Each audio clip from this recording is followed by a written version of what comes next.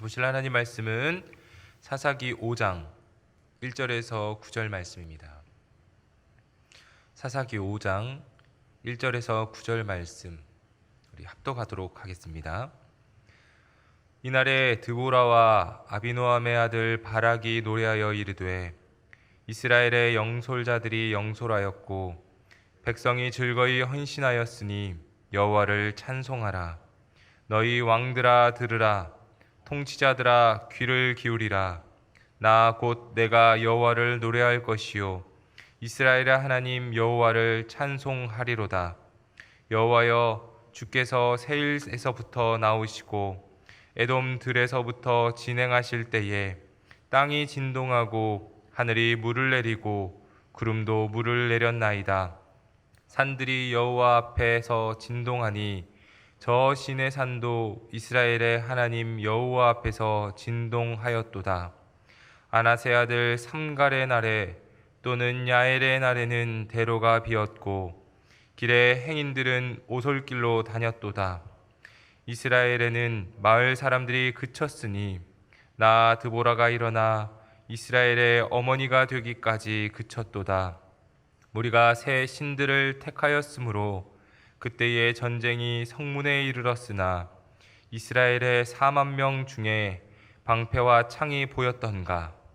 내 마음이 이스라엘의 방백을 사모함은 그들이 백성 중에서 즐거이 헌신하였음이니 여호와를 찬송하라. 이것은 하나님의 말씀입니다. 어두운 세상의 빛으로 오신 주님의 은총과 평화가 오늘도 말씀 앞에 선 성도님들과 함께 하시기를 빕니다. 본문의 배경은 4장에 나오는 드보라와 바락이 가나안 왕 야빈의 군대 장관 시스라를 물리치고 이스라엘을 구원한 이야기입니다. 이 이야기에서 성경이 우리에게 말씀하시는 몇 가지 내용이 있습니다. 먼저는 여성을 통해서 이스라엘을 구원했다는 점입니다. 고대 이스라엘에서 여성은 남성에게 종속된 존재로 여겨졌습니다. 결혼 전에는 아버지에게 종속되고 결혼식에서 신부의 아버지는 신랑 측의 결혼 지참금을 받고 딸을 신랑에게 넘겨줍니다. 그래서 결혼 후에는 남편에게 종속됩니다. 여성이 주체적으로 자신의 역할을 드러내거나 사역을 감당할 수 없었습니다. 아담과 하와 이야기에서도 이런 부분을 볼 수 있습니다. 돕는 배필은 여성의 역할입니다. 남성의 역할은 자기 몸에서 나온 여성을 사랑하고 잘 이끌어 주는 것입니다. 돕고 섬기고 따르는 것은 여성의 역할이지 남성의 역할이 아닙니다. 여성은 남성을 돕는 조력자 정도로 인식하는 것이 일반적 생각입니다. 그런데 본문은 여성인 드보라가 주도적인 역할을 하고 남성인 바락이 조력자입니다. 여성과 남성의 역할이 바뀌어 있습니다.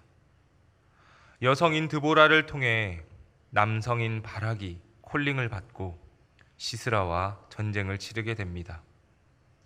또한 전쟁에서 패한 시스라가 겐 사람 헤벨의 아내 야엘의 장막으로 도망을 치게 되는데 결국 이 시스라를 죽인 인물은 야엘이라는 여인입니다.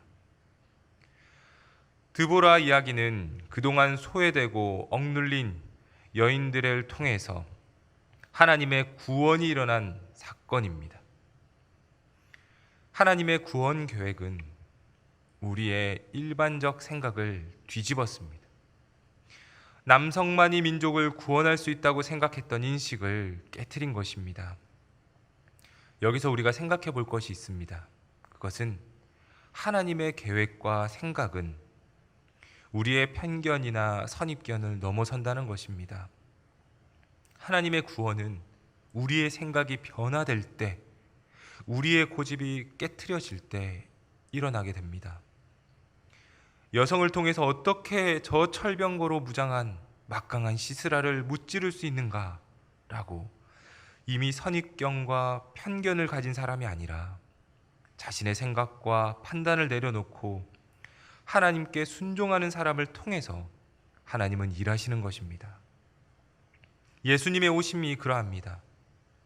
이스라엘 백성은 메시아가 다윗의 자손으로서 왕의 지위를 가지고 성대하게 올 것이라고 그렇게 생각을 했습니다.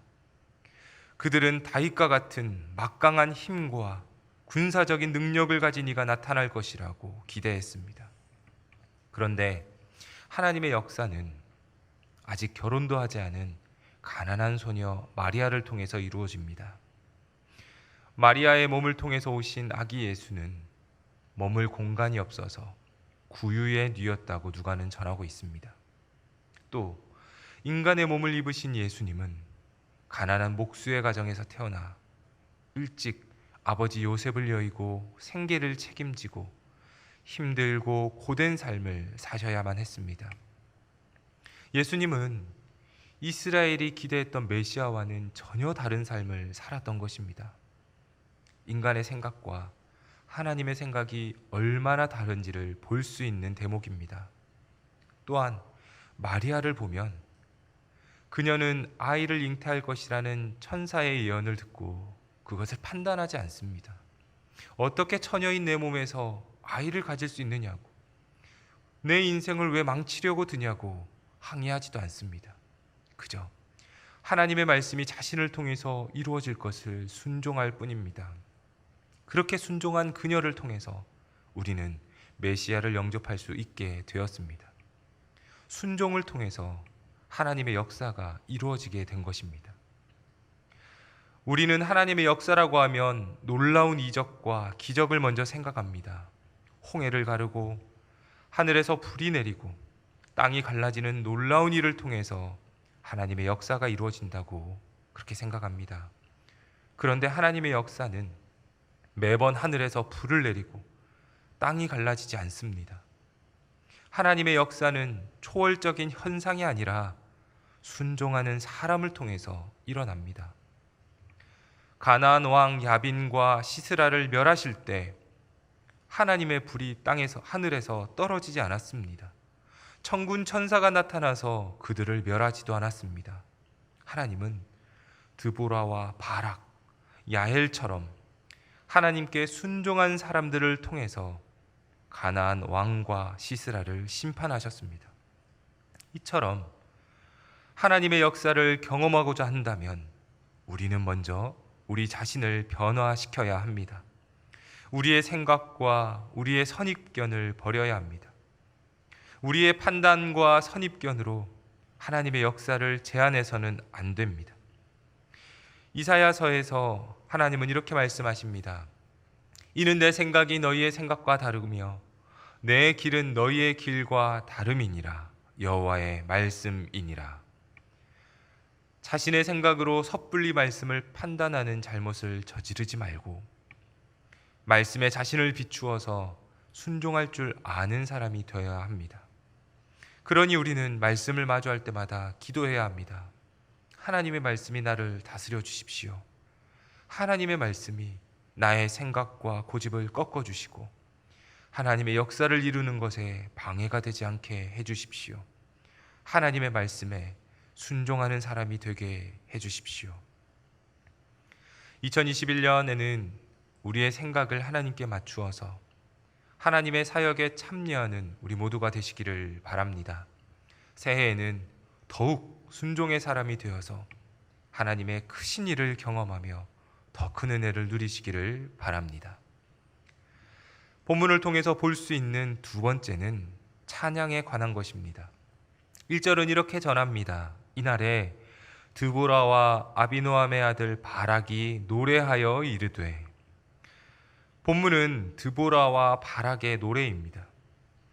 노래의 초반부에 이들이 반복하는 말은 여호와를 찬송하라입니다. 2절을 보시면 이스라엘의 영솔자들이 영솔하였고 백성이 즐거이 헌신하였으니 여호와를 찬송하라.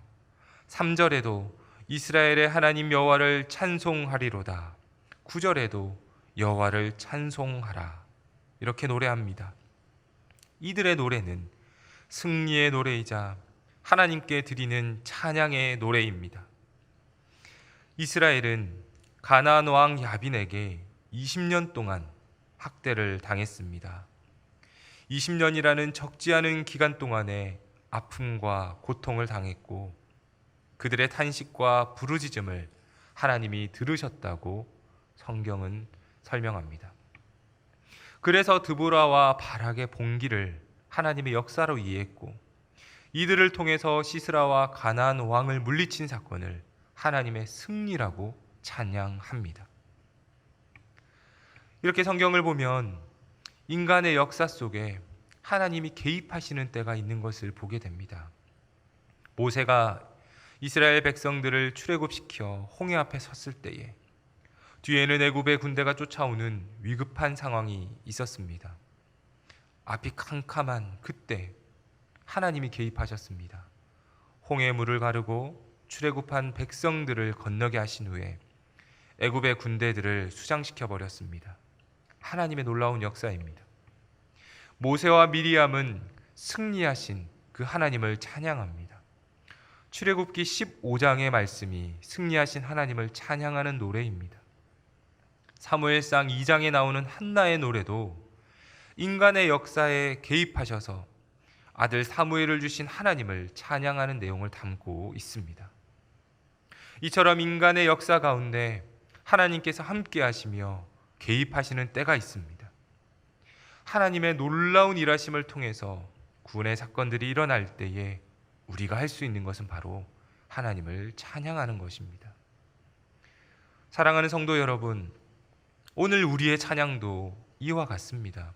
우리의 찬양은 하나님이 우리 삶에 개입하셔서 우리를 구원해 주시고 은혜를 주시고 날마다 함께 하시는 그 은혜를 찬양하는 것입니다. 구원을 받았다면 그 은혜가 얼마나 귀하고 값진 것인지를 기억하시고 구원을 받았음에 기뻐하며 찬양하시기를 바랍니다. 하나님의 은혜를 입었다면 그 은혜에 감사하며 찬양하시기 바랍니다. 하나님의 위로하심을 받았다면 세상이 줄 수 없는 평안을 주신 것을 은혜로 여기고 감사하며 찬양하시기 바랍니다. 날마다 우리 삶에 개입하시는 하나님에 대해 영적 민감함을 회복하셔서 순간순간 하나님을 찬양하고 하나님의 일하심을 경험하시기 바랍니다. 한 해를 시작하는 시점에 서 있습니다. 올 한 해 동안 하나님께 순종하여 드보라와 같이 귀하게 쓰임받고 주변의 사람들에게 은혜를 끼치는 삶을 살아가시기를 간절히 축복합니다. 같이 기도하시겠습니다. 가나안의 20년 압제 속에서 이스라엘의 부르짖음을 들으시고 그들을 구원하신 은혜의 하나님, 주님의 인자하심은 끝이 없고 자비는 무궁하십니다. 힘든 시기를 살아가는 오늘 우리의 부르짖음도 들어주시고 우리를 구원하시고 은혜를 베풀어 주시기를 원합니다. 힘든 상황 속에 있는 백성들을 구원하시기 위해 드보라를 일으키신 것처럼 오늘 우리 한 사람 한 사람을 통해서 우리의 가정과 교회와 지역사회와 나라와 민족 세계가 구원받게 하여 주옵소서. 특별히 우리도 드보라와 바락과 같이 순종의 사람이 되기를 원합니다. 새해에는 우리의 판단과 고집을 내려놓고 하나님께 순종하는 사람으로 살아가게 하옵소서. 우리 교회를 세우신 담임 목사님께 영육의 강건함을 주시고 말씀의 지혜를 주셔서 지치고 힘든 성도들을 세우는 말씀을 증거케 하옵소서. 주님의 몸된 교회를 세워가는 성도들에게 힘 주시고 더욱 주님을 사랑하게 하옵소서. 오늘 하루도 은혜 주시는 주님께 감사드리며 모든 말씀 우리 주 예수 그리스도 이름으로 기도합니다. 아멘.